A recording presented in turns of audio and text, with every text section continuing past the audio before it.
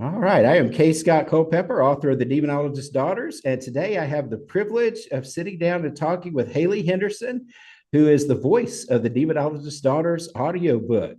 She has done an amazing job bringing this story to life, and I am thrilled that you're going to get to hear it soon. And we thought we'd get together and talk a little bit about the process of creating an audiobook, some of the themes of the book itself, and just hear some of Hayli's insights about the process of audiobook production. So, Hayli, it's great to have you here today. Thank you, Scott. It's a pleasure to be here. It's so much fun to hear about the process, and I'm really excited about learning more. So, could you tell us a little bit about yourself, your background, and what brought you to voice production? Absolutely. From the time I was a kid, kids are amazing storytellers, and I, I loved stories as a kid. Like I had a great partner in my sister, and we would just make up plays and torture our babysitters and make them watch them, and we would write things, and we're such avid readers, and so I think the birth of it started in that way that kids are so attracted to story and exploring the world through story. And that part of me just kept growing. I studied theater in high school and then formally in college. And from there, I went to New York. I pursued theater for a while there. I had the opportunity and the privilege to explore a lot of other things as well. I worked in finance. I became very interested in the intersection of faith and art, of theology and art, which was also cool doing this book. I won't jump too far ahead, but just kind of marrying those two things, but also how storytelling tells us about who we are as a community and as people individually, about where we come from, what is our life about, how we explore that through art, and then coming back to acting and performance. I was very interested in the voiceover world from mainly from a place of being a mom and having kids and wanting to be home and be present with my kids, um, knowing that theater takes a lot of time. Can I do that right now? And I'm like, what is this voiceover world? So I spent a couple years really exploring it, navigating it, and audiobooks are just sort of where I landed. I've been a big listener of audiobooks for about 10 years, and driving in Atlanta traffic will do that to you, but it's a great way to get through it. I can sit there forever if I've got a good story going on. And I sort of fell into it through that, like exploring so many wonderful outlets in voiceover. But for me, again, it kind of came down to that telling a story. And I hear the word on the street, a lot of theater people tend to gravitate in VO toward audiobooks. Or it can be a natural transition, mostly because it's sort of like doing a play, but playing all the characters. You know, Exactly. you know, you're getting to bring this thing to life and then tell the full story. And that's really challenging in its own way, like hitting all those characters, but also just so satisfying to really get to take a full story and and bring the whole thing to life. And I get to do that also from my home in my closet. And also like be present for all the other things that my life asks of me right now, which is such a wonderful, enriching experience to get to do. I feel like I get to do it all, in a way. And that's just really exciting too. So That's fantastic. Yeah, the part that just boggles my mind about the process is that idea that you embody everyone and everything. Like you hear actors talking about their process of getting into a character. And you think about yes. audiobooks, you're getting into all the characters. Mhm. So when you're looking at doing a new project, what is your process from the beginning to the final recording to sort of get yourself ready to figure out what each character sounds like? What's your process there? Yeah, and I started as a reader. I start as a reader because I am such a lover of books and I love to read. And that's one of the many things I also love about the work that I get to do is I get to read a lot. And I get to do the performance and storytelling side, which is so fun. So I try to start as a reader. And like, what is this story? Like, I get the excitement of getting to experience this story for the first time. What's going to happen? Who are these people? What is this story about? And as I'm reading through, I also have, my actor brain turned on of who are these characters? You know, what do they say about themselves? What do they say about each other? Just taking those notes down of like, what are these relationships about? What role does this person play in this world?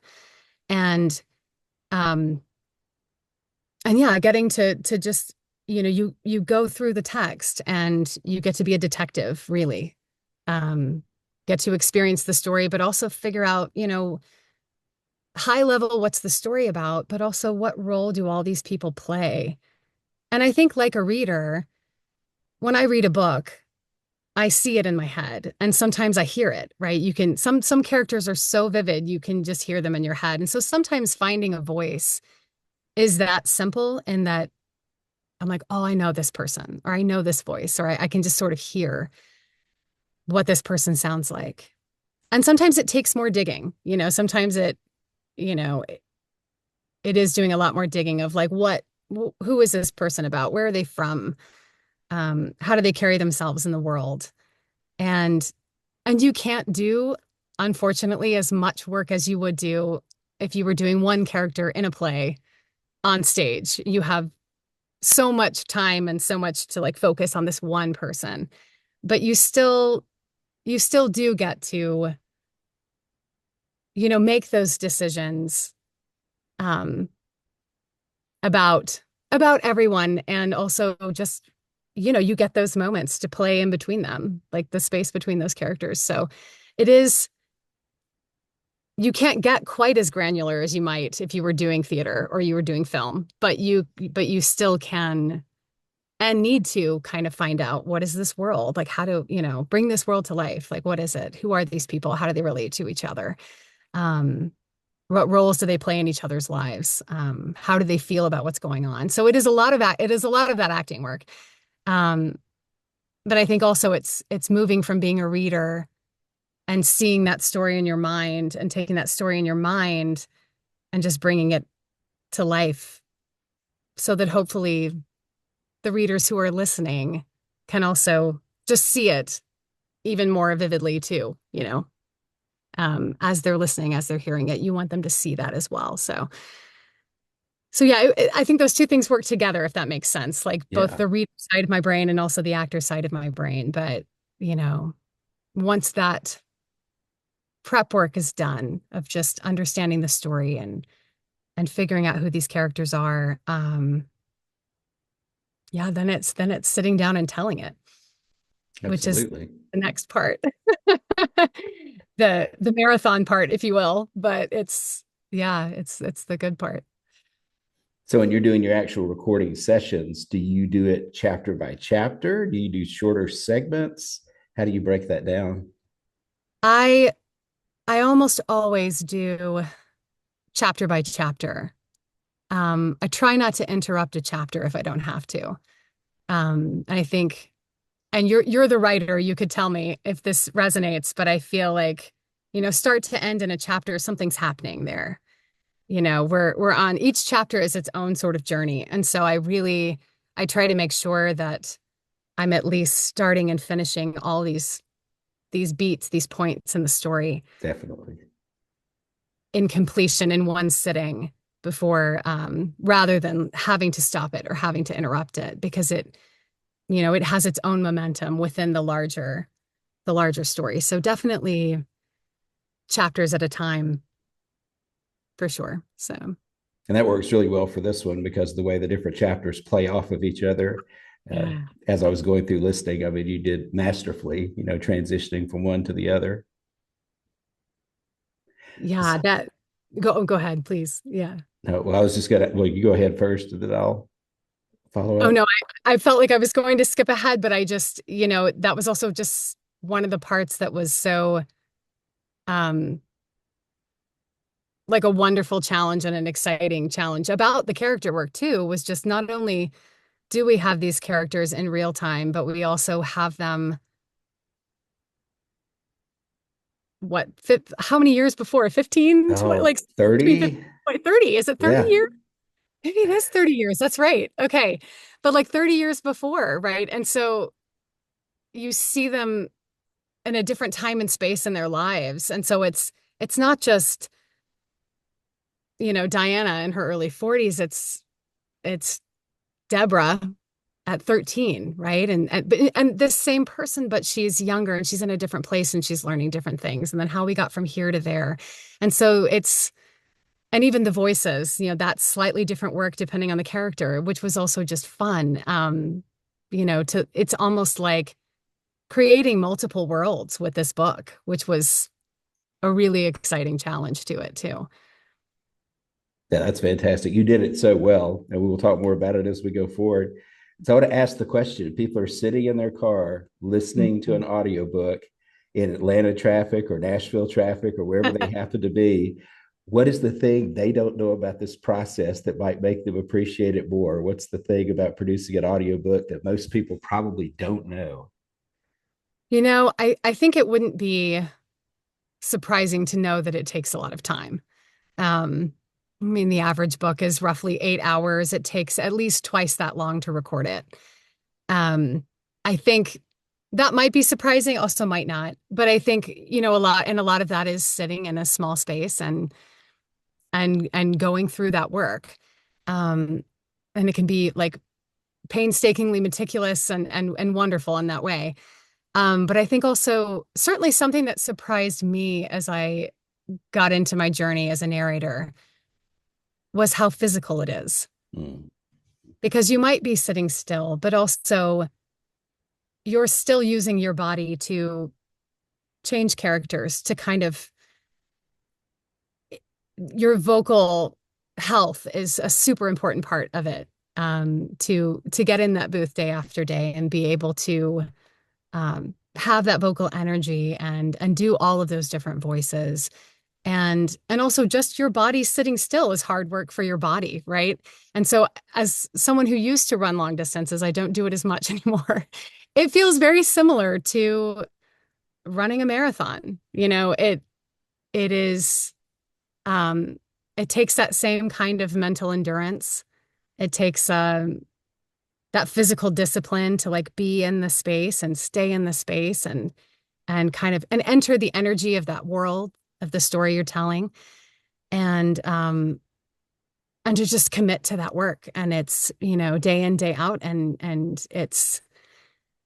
yeah, it takes multiple days. It depends on your schedule and how you narrate and how long you can go in one day before you need to take a break. But it, it's a bit like running a marathon or climbing a mountain in a way. But also in that same way, that's satisfying too. That at the that when you've reached the end, there's that gratefulness for having been on the journey and for getting to tell that story and that feeling of accomplishment of what's been done. Um, and so yeah, it's surprisingly physical work. It is long, but it's beautiful and very gratifying too. So Oh, that's amazing. How do you protect your voice? water, sleep. Sleep is my biggest challenge, but I try to be very disciplined about sleeping. I think rest takes care of a lot of things. Also warming up, but and just noticing when your voice is starting to sound different, starting to get tired, and just committing to yourself and the work and saying, that's our stopping point today because you don't want to lose what you're doing. You don't want to lose the integrity of what's of the story. Um and also just kind of yeah, like just being mindful, eating well, exercising, all the things, right? Like it's still it's you feel like it's still work, but it's very it's very intentional. You have to take care of your body, you have to sleep, you have to, you know, um yeah, your voice needs all those things, hydration and rest and all of that. But So, in yeah. your time narrating so far, what is the funniest or bizarrest thing that has ever happened in the booth? Uh, you know, I think you have just the nature of the work is funny because you can control some aspects of it and some of it you can't. Like, I mean, unless you have like a very soundproof space, like a whisper room or something, and some people have that and that helps. Um, there are times when, a thunderstorm happens and you're like, well, I can't record that. Or more recently, I was finishing a chapter and my neighbor's yard people showed up and the leaf blower went off and you just have to sit there for about 15 minutes till the leaf blower stops and and then finish your last four sentences for the day. So that's just, that kind of funny flexibility. You kind of have to laugh about it. But I think also there's a humbling side of it too, of just learning in the process silly things like words you've been saying wrong your whole life. Um, like your proofing work comes back and you're like, oh, that's not how you say that. A specific one for me was the word ingenuity. I'd apparently been pronouncing. I don't know if I'd ever said that word out loud in my life, maybe. And maybe that's why I didn't know. Um, and you don't know these things until you get your proofing sheets back. And I had been saying ingenuity my whole life. And so I had about 20 ingenuities to correct for a book. And those are just fun. You're just like, well, I learned something new today. And the I local now color know how to too. say ingenuity. Yep. Well, and so much local color, regional accents. I mean, it's got to get complicated. hmm It can. It can for sure. So here's a question about the book. We'll kind of make the turn towards the story itself. What attracted you towards the idea of narrating the Demonologist's Daughters? What drew you to the story? Um, they say don't judge a book by its cover, but the cover of the book is pretty incredible. Um, and I feel it captures the story so well too, but it's just like it's intriguing and like what is this? And these girls and what is the story about? Um and getting into the material, the relationships of the characters are so rich. It's the sisterhood. I love how you describe it, that it's like Little Women meets The Conjuring, which is fascinating and captivating. And it is. It's this great. I love mysteries and thrillers as a genre in general. Um, but there is this like deep mystery to it, and you are dying to know what's happening, what's going on. But also in the midst of that, this very rich like family relationships and this sisterhood and they're all so unique and so well fleshed out, and how they relate to each other was just so fun to read and to play. And they just, yeah, I'd say it's the characters almost as much as the mystery and the story itself that were so compelling and so like drew me in. The part that made me the most nervous about writing it in the beginning were the flashback scenes, because I just wanted to do justice to these sisters and their relationships to each other. And I was a little bit nervous about my ability to do that. And I discovered when I got into it, that was the part I enjoyed writing the most. I really enjoyed just getting into their relationships and their squabbles and the different challenges they faced. So those were actually the chapters I really had fun writing the most. Oh, that's so cool to hear. Yeah, those conversations are so fun too. And I love that about the book because it does cover such deep ideas and such, and there are some thrilling moments, some scary moments, and like lots of intensity, but also there's a lightness and a humor and a richness to all those relationships and those conversations that are so fun too. And you did that so well. You did that so well. Thank you so much.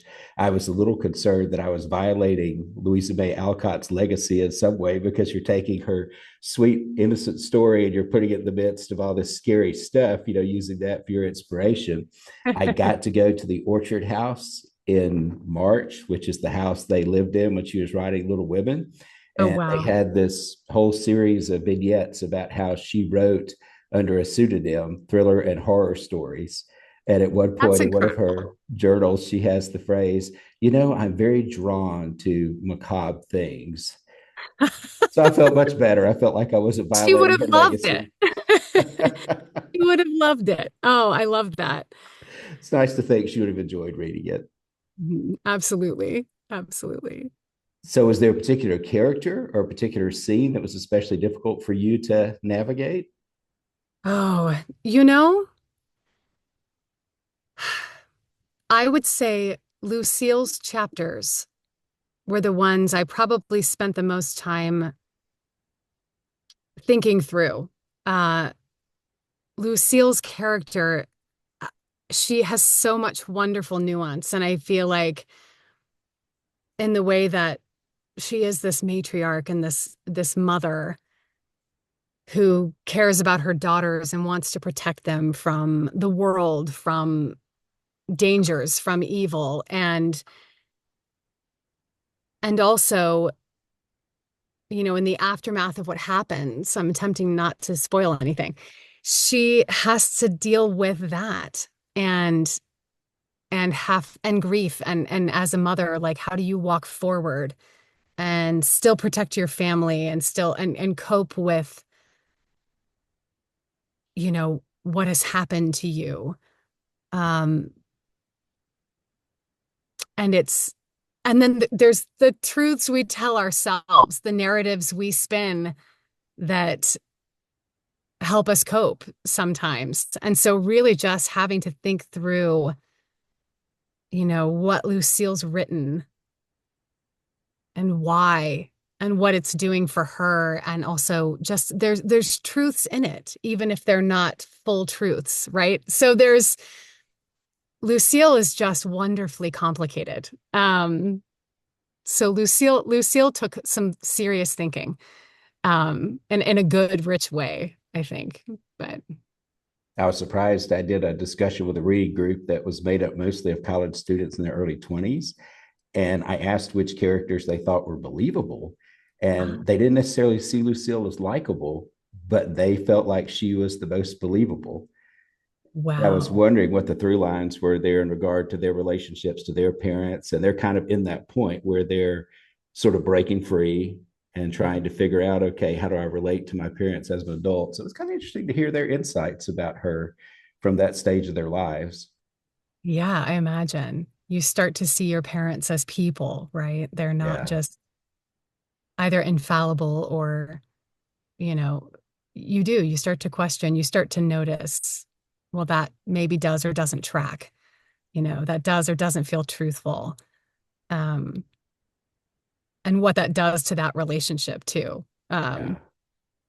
For all the daughters in different ways in the book also, but that is that's fascinating to hear, and that makes so much sense.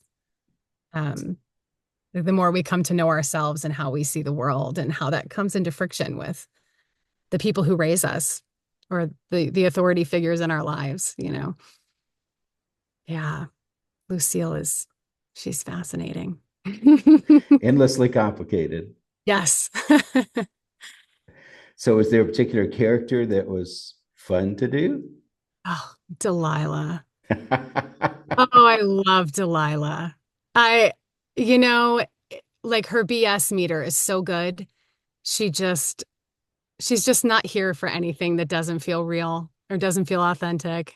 She's not here for placating anyone. And it makes her rash and kind of coarse and aggressive, but it also makes her, I don't know, she also moves things forward for people. Like she liberates the people around her because she's like that. And in a way, I think, there's something liberating about someone who's going to tell you the truth and um and what they bring to that situation. So I really enjoyed Delilah a lot. I'm I'm not like Delilah in life, and it's just fun to play that. Just fun. Um But yeah, she's a fun character. That was sort of my approach as well. I mean, she doesn't personify me, but she's kind of the small part of yourself you sometimes wish you could let free in that Yes. way. Yes. And if you could just be Delilah and just really not care about the fact that you just blew up the room, like my problem is I'd care afterward, and Delilah doesn't care. And it's great. There's the bit at the close to the beginning where she sends the text message. And just the text message, just one very short line. When you read that, I thought this is going to be amazing when we get to full on Delilah conversations because it was done so well. It just dripped with her personality. You could Oh, I hear it love just in that very short little snippet. Yeah, she is. She just comes out. She's like a bull in a china shop, I think. And I love it. And she feels like she owns the China shop. She does. It's her china shop. Exactly. That's right. So, kind of going back to what we talked about earlier, it is a story that's got a lot of shifts in time. And then, like you said, a perspective as well. You've got the thing where Lucille is sort of giving her own perspective through her writing. How did you sort of prepare to do that? How did you make those shifts? Did you do anything in particular to get yourself in a particular mindset to channel different eras, different perspectives? I think some of it is really just, yeah, I mean, the character work, just the character shifting of like where we're at in the story. I mean, from a recording perspective, it really would be, I would have to take a moment and just we'd be in the present and then we would go back and I would need to take a moment and part of this is in the character work and in how I track voices too, but just like listening back, but just remembering too, like where are we going back in the story? What's this part of the story about? And I think it's all connected so fluidly and so beautifully where we're having something that's happened in the present and then we get to fill that out with like where why are we here? Where did this come from? And we go back our 30 years and we see like, okay, this is how we got here. This is why we're talking about this. This is where this part of the story came from. And then, of course, we shift to Lucille's version of that. And so we have this beautiful rhythm and dance around how the story is told. And I think really moving back the 30 years wasn't such a challenging shift, but um, but also maybe just kind of a fun one. There's a lightness to the 30 years ago. There's an innocence to it. They don't know what's coming. And there is conflict in all of those things and the just the seeds and the beginnings of what we see later. But you also get to play these people at a more innocent time. And it was kind of light and fun too. So that shift was maybe a little more natural than shifting into Lucille's perspective and her story. As I said before, Lucille took a lot more conscious awareness for me because I feel like so much is happening with her, um, and why she's even telling this story. And so that one, I would probably even just take a break and like walk around my block sometimes and just be like, all right, like we're getting into Lucille mode here.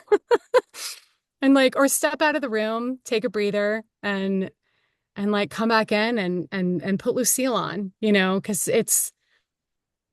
she has her story and it is a shift and it's but yeah, that one I think took a little bit more of like conscious shifting and intentionality to move from one to the other. Um, and also just to have those two things put next to each other, right? The world is the real world and Lucille's narrative. And yeah.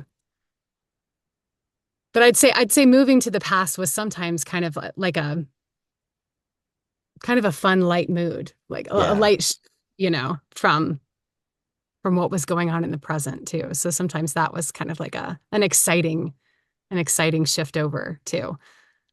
But And that may have been why, for me, it was so much fun to do. It was a break from the heaviness a little bit, even though there were very heavy yeah. things going on.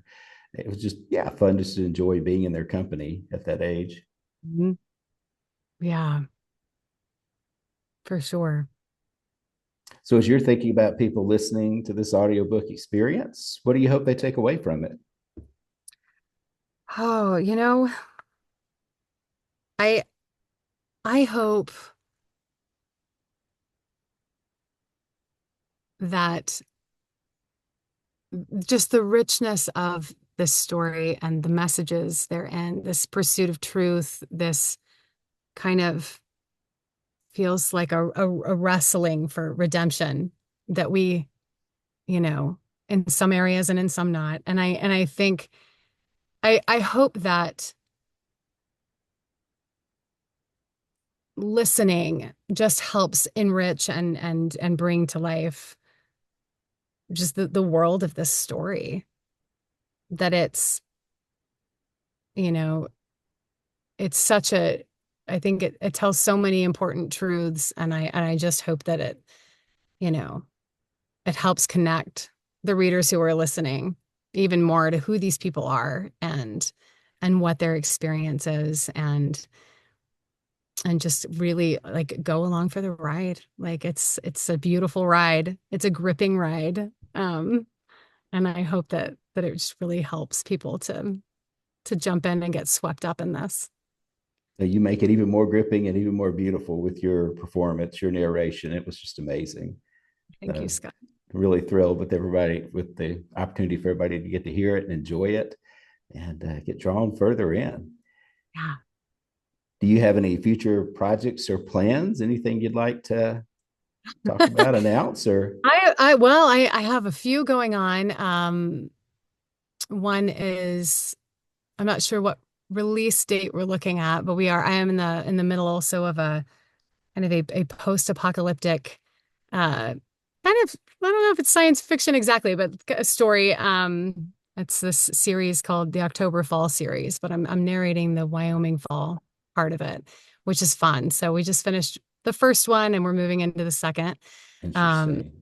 yeah, it's kind of a fascinating one of it's had me rethinking life in a lot of ways of like what happens when you have an electromagnetic pulse and nothing works anymore. And it's kind of a little disturbing in a way, but no, it's been fun. I mean, that's one of the joys of narrating and then I'm also shifting into I have a nonfiction book coming up too, and those are fun in a different way, just um getting to just explore different subjects and have conversations about, this particular one is about just like learning to have conversations with people and speaking with people. The author Anne McEwen she did a previous book called Public Speaking that I narrated, and so if you're a public speaking if you are scared of public speaking, I highly recommend that book because she just makes it so not scary anymore. But it's just fun to each project is just a fun adventure um and getting to be in another world and learn so many things. So yeah, it's got a few more down the road. But That's fantastic. Well, thank you so much for taking the time, and it's been a pleasure to speak with you. absolutely. Thanks for speaking, Scott. I'm going to